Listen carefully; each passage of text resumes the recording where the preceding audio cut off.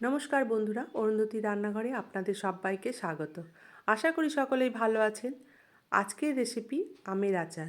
একটু অন্য ধরনের এই আচারটা বানিয়ে দেখতে পারেন, খেতে কিন্তু দারুণ লাগে আর সারা বছর কিন্তু এটা ভালো থাকবে।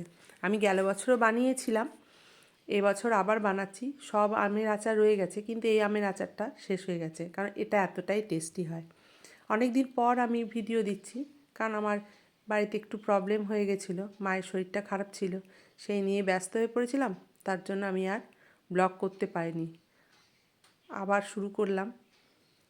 চলুন কীভাবে বানিয়েছি সেটা দেখায়। এখানে আমি মাঝারি সাইজের 5টা আম নিয়েছি। আপনারা আপনাদের পরিমাণ মতো আমটা নেবেন। এবার আমগুলোকে ভালো করে ধুয়ে নিয়েছি। ধুয়ে নিয়ে খোসাগুলোকে এভাবে ছাড়িয়ে নিয়েছি। ছাড়িয়ে এইভাবে রিং রিং মতো করে কেটে নিয়েছি। এগুলো কিন্তু একদম এইভাবে এরম মোটা মোটা করে কেটে নেব।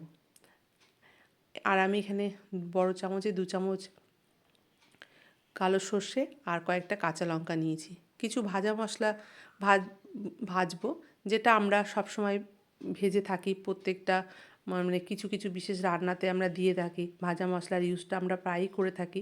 সেই মশলাটাই আমি এখানে করব। 5 ফোড়ন, শুকনো লঙ্কা আর ধনে আর গোটা জিরে, এগুলোকে মিক্সিতে আমি একটু, খুব মিহি পেস্ট গুঁড়ো করব না, একটুখানি হালকাভাবে গুঁড়ো করে নেব। এবার কড়াইয়ের মধ্যে সর্ষের তেল আর 5 ফোড়ন দিয়ে দিলাম। এবার 5 ফোড়নটা হয়ে যাওয়ার পর আমগুলোকে আমি দিয়ে দেবো। এই আমগুলোকে নুন হলুদ দিয়ে রোদে দেওয়া বা অন্য কিছু কোনো কিছুর ঝামেলায় দরকার নেই। ডাইরেক্ট একদম যেদিন আম নিয়ে আসা হবে সেদিনকেই বানানো হয়ে যাবে।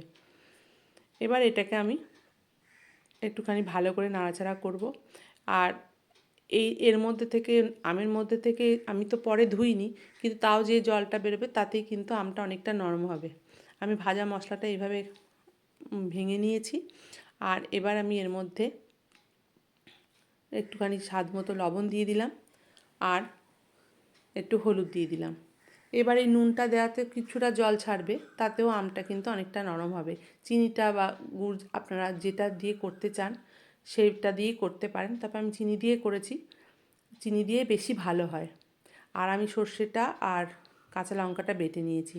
এবার আমি সর্ষেটা আর কাঁচা লঙ্কা বাটাটা এর মধ্যে দিয়ে দিলাম।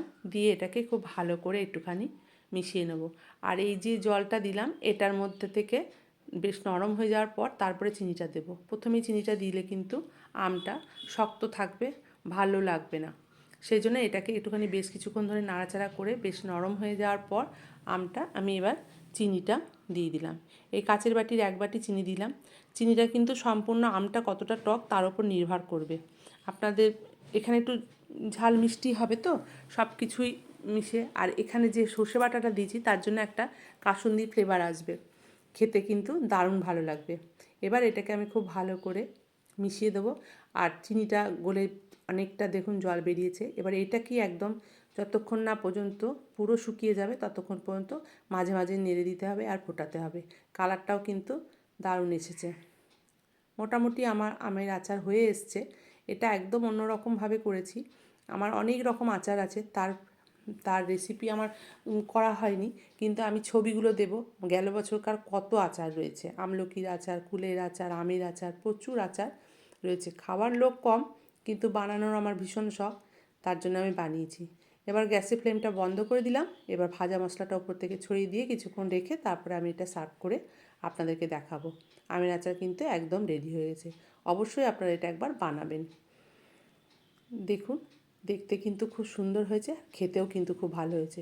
আমার রেসিপিটা যদি আপনাদের ভালো লেগে থাকে তাহলে অবশ্যই একটা লাইক, কমেন্ট, শেয়ার এবং চ্যানেলটিকে সাবস্ক্রাইব করে দেবেন। পাশে থাকা বেল আইকনটা প্রেস করে দেবেন, সবার আগে নোটিফিকেশনটা আপনাদের কাছে যাবে। ভালো থাকবেন, সুস্থ থাকবেন। দেখা হবে নতুন একটা রান্নার ভিডিও নিয়ে। অবশ্যই কমেন্ট করে জানাবেন। ধন্যবাদ।